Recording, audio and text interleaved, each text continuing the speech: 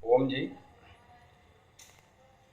कल हमारे पास एक कॉल आया जिसमें वो कह रहे थे कि हमारी बच्ची जो है वो ससुराल में ठीक नहीं है, परेशान है, भोजन इत्यादि समय पर नहीं है, दूध दही घी उनको समय से नहीं, और इवन इतना ही नहीं, विवाह के उपरांत उनके जो हस्बैंड है उनको भी, यानी बच्ची को भी और बच्ची के जो हस्बैंड हैं उसको भी भोजन इत्यादि की व्यवस्था प्रॉपर तरीके से नहीं है। जो एक विवाह की, मैं हमेशा कहता हूँ, अगर विवाह के लिए अगर आप पति बच्चों को अपने विवाह संस्कार में डालना चाह रहे हैं तो उससे पहले कुछ चीज़ें आवश्यक हो जाती हैं कि एक तो विवाह बहुत ही शीघ्रतम ना करें।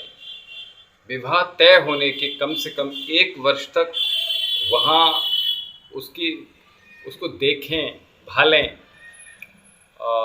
तो और उसको ठहरने दें, जल्दबाजी ना करें, क्योंकि कहते हैं जल्दी का काम शैतान का होता है।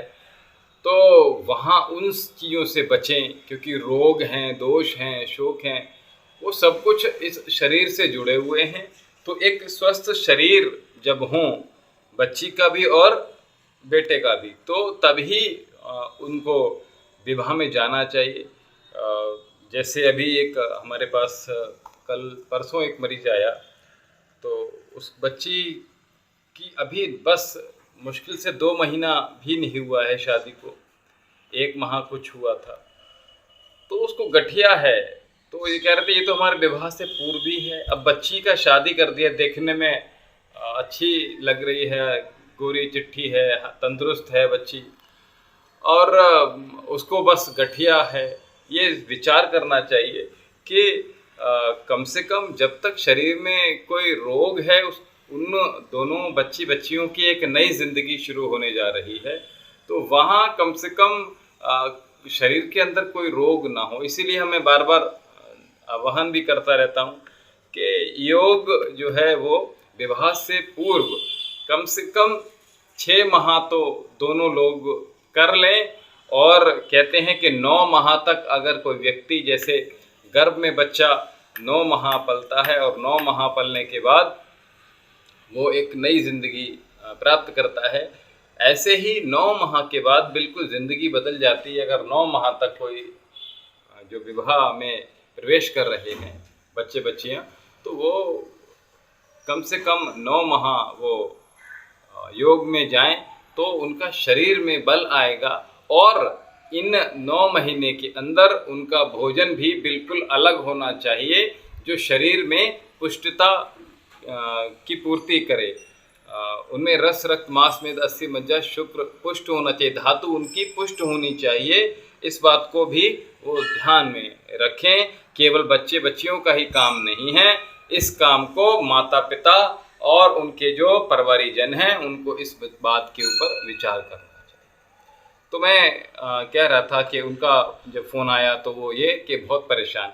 देखिए, पहली बात तो हमारे समाज में एक बहुत ही गलत धारणा बना रखी है कि अगर आप IAS PCS हो तब भी एम सेम है, आप डॉक्टर हो तभी भी आपकी जो एम है वो सेम है, आप इंजीनियर हो आपकी एम सेम है, आप कहीं भी हो, कुछ भी, आप कोई भी पद प्राप्त करने के बाद सबसे इन सब पदों के ऊपर एक पद बैठा है, जिस पद का नाम है विवाह। यानी शादी ही सबका एम बना रखा है, जबकि संसार में विवाह को आप एक जिंदगी में आया हुआ एक छोटा सा यात्रा है। उस यात्रा में अगर वो आपकी यात्रा गड़बड़ हो जाए, मानो यहाँ से आप दिल्ली के लिए जा रहे हो और उस दिल्ली की यात्रा में आप जिस बोगी में बैठे हो उसमें कोई शराबी व्यक्ति बैठ जाए, कोई धूर्त व्यक्ति बैठ जाए, कोई मूर्ख व्यक्ति, कोई पागल व्यक्ति बैठ जाए, तो आपकी यात्रा जो है बहुत ही ज़्यादा दर्द भरी हो जाएगी, तकलीफ दे हो जाएगी केवल दिल्ली। ये तो केवल यात्रा की बात करी, और मैं बार बार कह रहा हूँ ये तो जीवन यात्रा की बात है। जीवन यात्रा जहाँ इतने वर्ष आपके पास हैं, उन यात्रा, उस महत्वपूर्ण यात्रा के लिए आप ये छोटी सी जो यात्रा आपने जो सफ़र आपने शुरू करने जा रहे हैं, इसमें अगर साथी आपका ठीक नहीं आया तो आपकी ज़िंदगी वैसे भी खराब होने वाली है। तो इसलिए ये उद्देश्य विवाह शादी ना बनाएं, पहली बात तो ये। तो और अगर वहाँ जाकर ऐसा अनुभूत हुआ, मैं उनका जवाब दे रहा हूँ, वहाँ जाकर ऐसा अनुभव हुआ कि बच्ची परेशान है या बेटा परेशान है, तो हमारे कानून में इतनी सारी व्यवस्थाएं हैं, हमें उनका भी सहारा लेना चाहिए।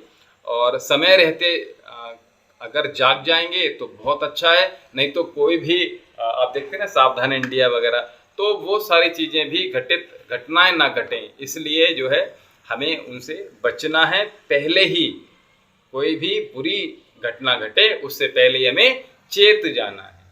नहीं चेतेंगे समय रहते तो फिर ज़िंदगी भी बर्बाद हो सकती है, शरीर भी ख़त्म हो सकता है। इसकी ओर बहुत ही ध्यान देने वाली बात है।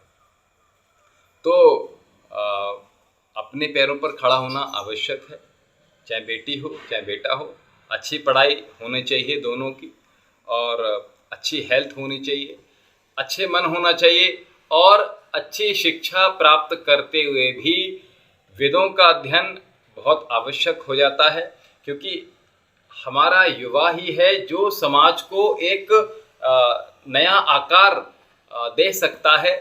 और उस आकार को बदलने के लिए अगर युवा हमारा कमज़ोर होगा, युवा हमारा अगर नपुंसक होगा, युवा हमारा अगर आप देखते हैं, मैं तो इसमें इंस्टा में, आप यूट्यूब पर इतने छपरी लोग इस तरह की वीडियो बनाते हैं जिनका कोई मतलब नहीं है, हमारे समाज को केवल दूषित करने का जो कार्य कर रहे हैं, उससे बचना चाहिए।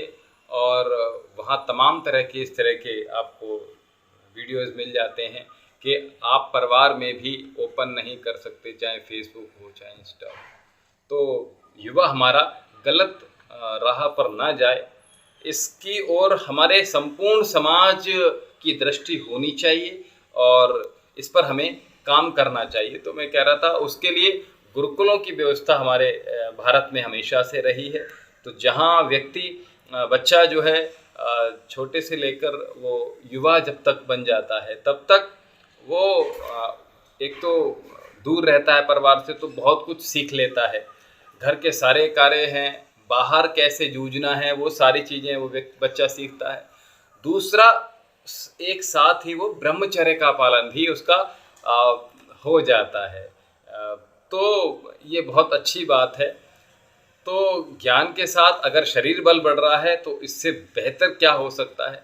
तो मैं कह रहा था शिक्षा जो आप कर रहे हैं, जो भी आपकी टेक्निकल शिक्षा है इत्यादि, उसके साथ अध्यात्म जो आध्यात्मिक शिक्षा है उसका भी अध्ययन बहुत ही आवश्यक है युवाओं के लिए। तो मैं कह रहा था युवा ही हैं जो इसका अध्ययन ज़रूर करें और अच्छे शास्त्रों का अध्ययन करें, उनके लिए बहुत ज़रूरी हो जाता है, ताकि जो छोटी छोटी परंपराएं हैं, दूषित परंपराएं हैं, चाहे वो त्योहारों के नाम पर हों, चाहे वो धर्म के नाम पर हों, चाहे वो जाति के नाम पर हों, चाहे वो देश गांव के नाम पर हों, तो वो केवल युवा ही है जो बहुत, क्योंकि युवा बहुत ही जागरूक हो चुका है आज की डेट में अगर मैं देखूं तो, और युवा सब कुछ समझता है, लेकिन युवा पथ भ्रष्ट ना हो जाए, इसलिए मैंने कहा उसके लिए युवाओं को आध्यात्मिक शिक्षा का भी ज्ञान लेना बहुत आवश्यक है। और साथ में जो गीता है वो सभी धर्मों के लिए है, गीता का अध्ययन भी बहुत आवश्यक है। और इसमें जो मैं संबंधों की बात कर रहा हूँ, संबंधों में क्या हो रहा है, क्यों अब क्वेश्चन मेरे पास ऐसे भी आते हैं कि मेरा ब्रेकअप हो गया, अब मैं आत्महत्या करना चाहता हूँ, करना चाहती हूँ, और मेरा या कोई मुझे रोग हो गया तो मैं आत्महत्या करना चाहता हूँ। तो वहाँ से निकलने के लिए हमें अपनी जो स्थिति है उसको स्ट्रॉन्ग करना पड़ेगा, उसको मजबूत करना पड़ेगा। और जब ऐसा कर लेंगे हम, तो हमें इन सब जो चीज़ें हैं उनसे हमें निजात मिल जाएगी। और हमारे अगर हम ब्रेकअप की बात कर रहे थे, विवाह की, वो जहाँ मैंने बात शुरू की, तो मैं तो कहता हूँ अगर संबंध विच्छेद हो रहे हैं तो कर दो, कोई दिक्कत नहीं है और स्थिति अच्छी आने वाली है। और ब्रेकअप की बात करें तो ब्रेकअप इस समाज में बहुत देखने मिलता है। तो उसमें जो है अगर कोई आपको छोड़कर जा रहा है तो बिल्कुल चिंता करने की बात नहीं है, क्योंकि ज़िंदगी बहुत लंबी है। और इस लंबी यात्रा में ये अगर कोई आपके साथी खराब आ गया तो इसका मतलब ये नहीं कि विकार आप में है, दोष आप में है और गड़बड़ आप हैं। ऐसा नहीं है, गड़बड़ वो है, विकृत वो है। अगर ऐसा नहीं होता तो वो आपको छोड़कर ही क्यों जाता। तो जो जा रहा है उसे जाने दो, और जो स्थिति आपकी है उसमें बहुत आनंद है, और इस चीज़ को आप करके देखें। कबीरदास जी बड़ा अच्छा लिखते हैं, कह रहे हैं कि जो जा रहा है उसे जाने दो और तुम अपनी स्थिति को हमेशा मजबूत बना के रखो। जो दशा है तुम्हारी उसे खोना मत, जो आपकी कॉन्शियसनेस है उसको बस मत खोने देना। यदि तुम अपने स्वरूप में, परमात्मा के स्वरूप में अपने आप को ढाल लेते हो, उसमें बने रहते हो, तो केवट की नाव की भांति अनेक प्रकार के व्यक्ति आपसे आकर मिलेंगे, और हो सकता है कि और भी ज़्यादा अच्छे आपको मिले। जो गया था उससे कहीं बेहतर आपकी ज़िंदगी, आपको अब ये समझ आ जाएगी ना कि किस तरह के व्यक्ति हैं, उनसे जुड़ना है कि नहीं जुड़ना है। तो जुड़ेंगे तो ये समझ में आ जाएगा कि इस व्यक्ति से नहीं जुड़ना है, इस व्यक्ति से अब दूर रहना है, तो ये समझ भी आपको मिल जाएगी। तो कबीर जी बड़ा प्यारा लिखते हैं, क्या जाता है सो जान दे, जाता है सो जान दे, तेरी दशा ना जान, जाता है सो जान दे,